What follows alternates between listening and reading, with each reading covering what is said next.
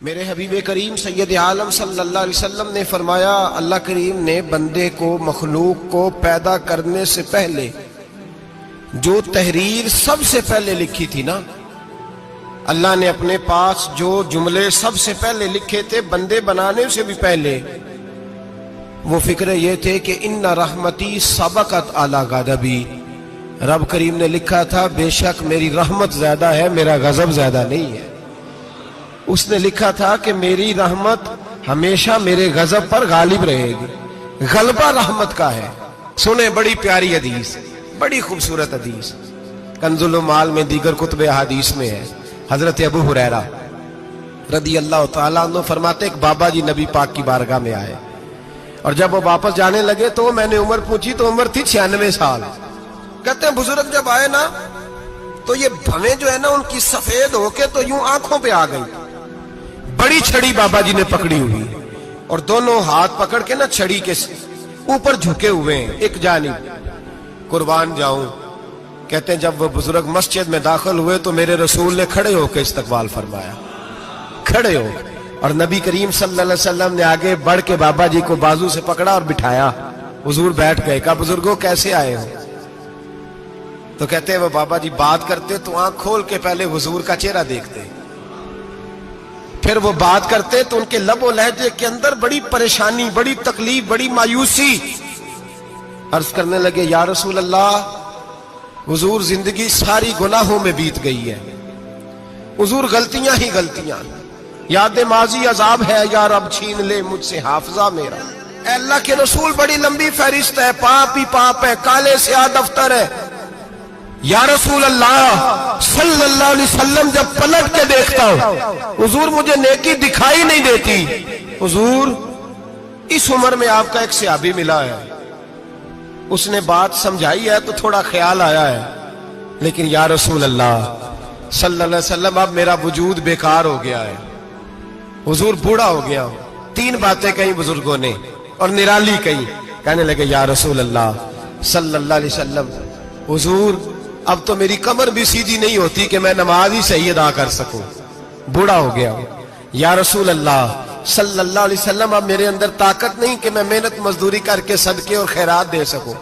یا رسول اللہ صلی اللہ علیہ وسلم اب میں تلوار لے کے جہاد بھی نہیں کر سکتا، حضور نہ میں لمبی نمازیں پڑھ سکتا ہوں، آقا نہ میں صدقات و خیرات دے سکتا ہوں، محبوبہ نہ میں دین کے لیے کوئی جہاد کر سکتا ہوں، بیکار وجود ہے، بیکار بیکار وجود کو تو گھر والے برداشت نہیں کرتے، بچے دعا کرتے ہیں یا اللہ ابا جی کو پردہ دے دے، اماں کو پردہ دے دے، بیکار ہو گیا ہوں، اور آج آیا ہوں تو مجھ بیکار کو میرا رب قبول کر لے گا؟ آج کلمہ پڑھوں تو بیکار ہوں، کسی کام کا نہیں، نہ نماز نہ صدقات نہ جہاد، قبول کر لے گا؟ حضرت ابو ہریرہ فرماتے ہیں جیسے برسات میں بارش کی جھڑی لگتی ہے، یوں مصطفیٰ کی آنکھوں سے جھڑی لگ گئی، حضور کھل کے روئے، کھل کے۔ اور میرے حبیب پاک نے فرمایا بزرگوں بڑے مجاہد ہیں، دین کے لیے جہاد کرنے والے بڑے ہیں، رب کریم کو آپ کی تلوار کی اتنی حاجت نہیں، اور فرمایا اس کے خزانے کوئی خالی تو نہیں کہ آپ ہی گویا صدقہ دیں گے تو بھرے جائیں گے، اور فرمایا پھر رب کریم کی شان میں اضافہ نہیں کرتی عبادتیں، وہ تو بندے کو نفع دیتی ہیں۔ میں بزرگوں نہ آپ جہاد کریں، نہ آپ صدقات دیں، لا لمبی نمازیں پڑھیں، آپ صدق دل سے آ جائیں، اللہ کے رسول کا وعدہ ہے رب آپ کو بغیر حساب کتاب جنت عطا فرما دے گا۔ آنا تو شرط ہے کہ نہیں؟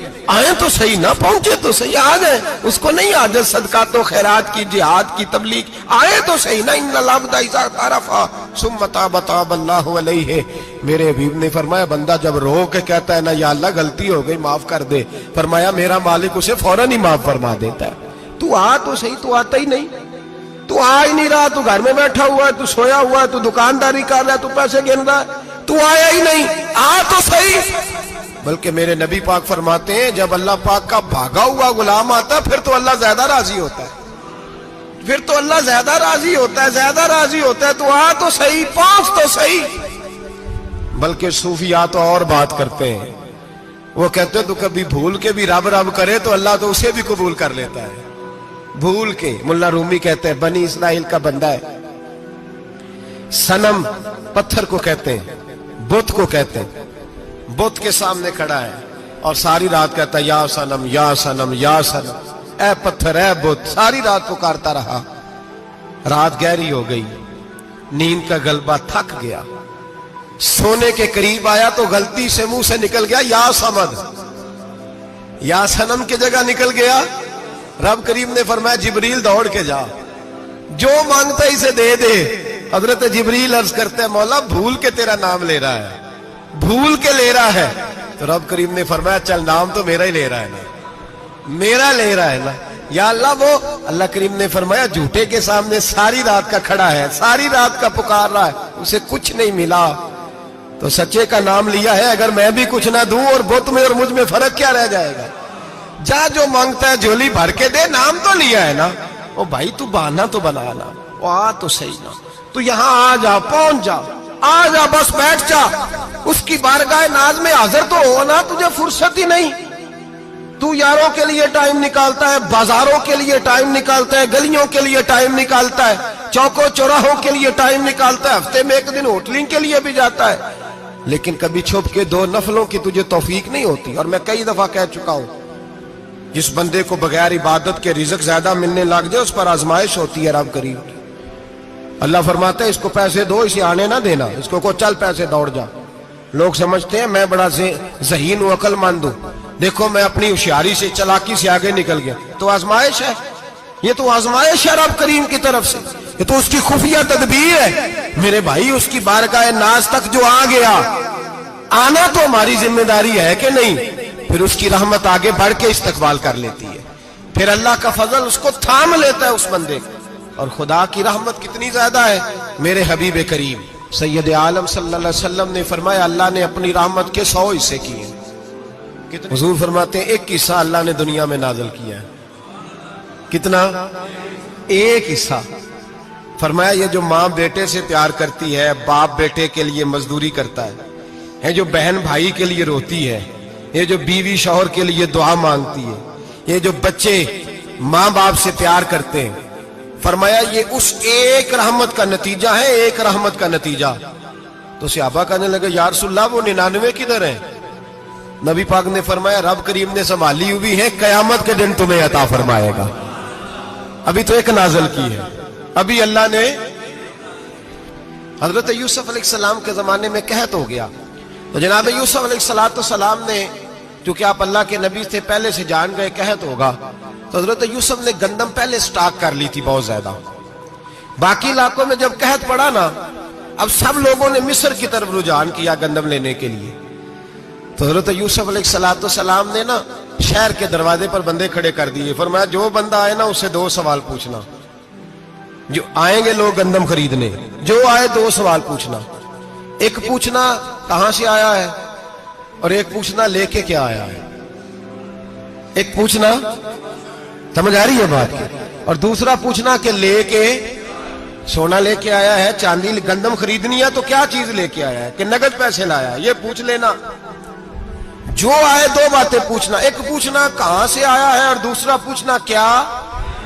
एक रवायत में 3 सवाल भी हैं, लेकिन फरमाया पूछना 2 सवाल जरूर। इंतजार था ना भाइयों का, किनान से आने वालों का। फरमाने लगे सबसे 2 सवाल पूछना।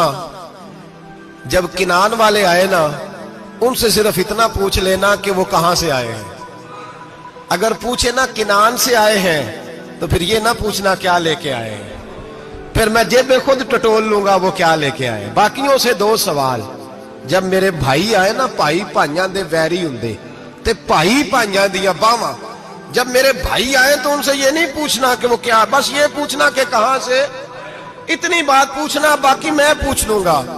आप फरमाने लगे रब भी फरिश्तों से कहता है तुम कब्र में ना मेरे बंदों से ज्यादा सवाल ना करना, बस ये पूछ लेना मुझे मानते हैं, मेरे नबी को मानते हैं। कब्र में तुम इतने सवाल पूछ लेना, बाकी लेके क्या है वो मैं खुद ही पूछ लूंगा। फरिश्तों के सामने रब करीम अपने बंदे को बेआबरू करना, बस तू ये बता दे अल्लाह रसूल को मानता है कि नहीं। बाकी जो तेरा हिसाब किताब है ना, अल्लाह फरमाते हैं मैं क़यामत में कर लूंगा, मैं पूछ लूंगा इसका क्या इलाज करना है। बस तुम इतना बता दो मुझे मानते हो, मेरे रसूल को, मेरे भाई, मेरे नबी करीम।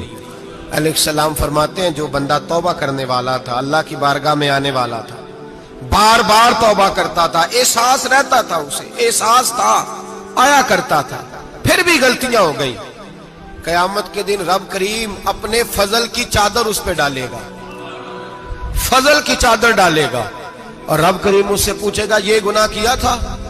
اور نبی پاک فرماتے ہیں اس نے بڑے بھی گناہ کیے، اللہ چھوٹے چھوٹے گناہوں کے بارے میں پوچھے گا، یہ غلطی کی تھی، یہ گناہ، بندہ ڈر رہا ہے، وہ کہہ رہا ہے پتہ نہیں سزا کیا ملے گی، کیونکہ دنیا میں بھی ڈرتا رہا، یہاں بھی ڈر رہا ہے، شرط یہ ہے کہ احساس والا ہو، آتا رہو، پھر بھی غلطیاں ہو گئی، خیال کرتا تھا، محنت کرتا تھا، نیک ہونے کی جدوجہد کرتا تھا، کوتاہیاں رہ گئی، یہ گناہ کیا تھا یا اللہ بھول گیا تھا، یہ گناہ کیا اللہ مجھ سے غلطی ہو گئی، یہاں بھی کیا تھا یا اللہ غلطی ہو گئی۔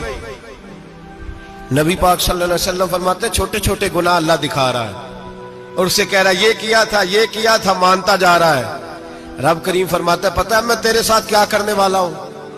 ٹانگیں کانپ گئی، یا اللہ پتہ نہیں۔ فرمایا میں تجھے ان گناہوں کے بدلے نیکیاں دینے لگا ہوں، ان گناہوں کے بدلے نیکیاں۔ نبی پاک فرماتا ہے فٹافٹ ہی بول پڑا، کہنے لگا یا اللہ میں نے تو بڑے بڑے گناہ بھی کیے، اگر تو نے گناہوں کے بدلے نیکیاں دے دیا تو میرے تو بڑے بڑے پاپ بھی ہیں، وہ دوسرے کدھر ہیں؟ میرے حبیب کریم علیہ الصلوۃ والسلام فرماتے ہیں رب مسکرائے گا جو رب کی شان کے لائق ہے۔ اللہ فرمائے گا تیرے دل میں احساس تھا، تو آیا کرتا تھا، تو توبہ کرتا تھا، تو میری بارگاہ ناز میں آتا تھا، پتہ تیرے اوپر چادر کیوں ڈالی ہے؟ یا اللہ نہیں، فرمایا میں تجھے اپنی رحمت کی چادر میں چھپا کے جنت میں داخل کرنا چاہتا ہوں۔ میرے بھائی تو آ تو صحیح، تو پہنچ تو صحیح۔ میرے نبی کریم علیہ الصلوۃ والسلام نے ایک دن صحابہ سے پوچھا ایک بات تو بتاؤ، بخاری مسلم کی حدیث ہے، یا رسول اللہ پوچھئے۔ نبی پاک صلی اللہ علیہ وسلم نے فرمایا اگر کوئی آدمی صحرا میں سفر کر رہا ہو، بہت بڑا صحرا ہو، اونٹ پر اس کا سفر ہو اور اس نے اونٹ پر کھانے پینے کا سامان باندھا ہو، پیسے بھی رکھے ہو، پانی بھی رکھا ہو، تھک گیا سفر کرتا کرتا، درخت کی ایک ٹہنی کے ساتھ اونٹ کی نکیل باندھی اور درخت کے نیچے لیٹ گیا آرام کرنے کے لیے۔ اللہ کے حبیب فرماتے ہیں اچانک اس کی آنکھ لگ گئی، جب جاگا تو اس نے دیکھا کہ اونٹ تو غائب ہو گیا ہے، اب نہ کھانا ہے، نہ پانی ہے، نہ پیسے ہیں، اور صحرا بڑا لمبا ہے، پیدل سفر بھی نہیں کر سکتا۔ تھوڑا سا ڈھونڈا، پھر موت کا انتظار کرنے لگا، سوچنے لگا اب موت آئے گی، اب مر جاؤں گا۔